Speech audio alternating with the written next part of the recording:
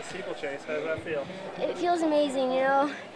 I had a tough year with injuries and just getting to watch a lot of my teammates train and compete and missing out on a lot of the action. So it was awesome today to just give stress fractures the middle finger and go out there and do it finally. What were the emotions like crossing the finish line? Shock, excitement, happiness. No matter what the emotion is, if it's strong, I just start crying. So that's what I did. And then I went over to my parents and I just saw them. I just cried harder. It was just amazing. I was just so happy, overjoyed. You know, it made the whole last year just so worth it. The women's heptathlon is also coming through the media area. You know, even after the steeplechase, you know, I had my moment. I got really high, just emotionally. And then I just tried to calm it down and like, okay, back to business. You got to go get some points for your team. You got to help this fellow freshman to really race hard in both of our first national 5K race. So, you know, I just tried to focus forward, and now I'm going to celebrate. You said that you were shocked after the steeplechase. Did you go in thinking that the win was an option? You know, when you're at a national championship, like, the win is always the goal. You know, that's what people come here to do. They come to be the best in the nation in their forte.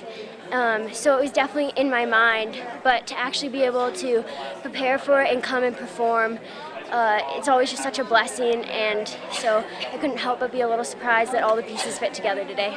Can you give us a rundown of what the timeline's been like with your injuries?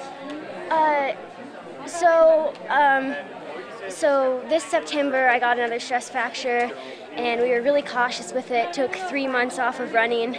I started back in again mid-December and just did walk running for about 2 months, and then started to get back into training a little bit in like March, early March.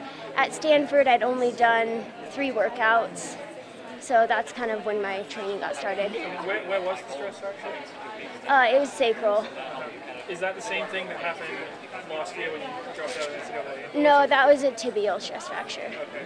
So have you changed your training or your diet or any of your sort of routines to try to prevent injuries or any further injuries going forward? Yeah, so we backed off on mileage quite a bit. Worked a little bit up this season, but not very high at all. A lot more conservative on runs, going slower on easy days, saving really hard efforts for just races. How many miles approximately do you run a week? About 50. Are you planning on doing steeple at USA's or? As of now, I'm thinking no. I'm really happy to have gotten through this season without an injury, and I don't want to push anything and end up jeopardizing my cross-country season. Do you view the steeplechase as your primary event moving forward? Not necessarily. I think I'll definitely continue to do it, but I really like the 5K, and I wouldn't limit out moving up to the 10K either. I saw that middle school hurdle paid off. You know, that's what I was thinking when I was in 7th grade and decided to give it a try. I was like, someday I'm going to run the steeplechase in college, and it's going to be really cool. So did you run hurdles in high school? A little bit. I did the 300 hurdles every once in a while. So I You have remember very before, good technique, it appears. Thank you. I had a good hurdle coach. Yeah. before your steeple debut, you said that one of your family members who also steeplechases gave you some pretty funny advice. Did you have anyone give you advice before this race? You know, I got the same advice from the same person, surprisingly. You know, it's funny, she is an assistant coach at a Christian high school in Alaska. She actually got into a little bit of trouble for hearing that on Flow Track, so let's not repeat it.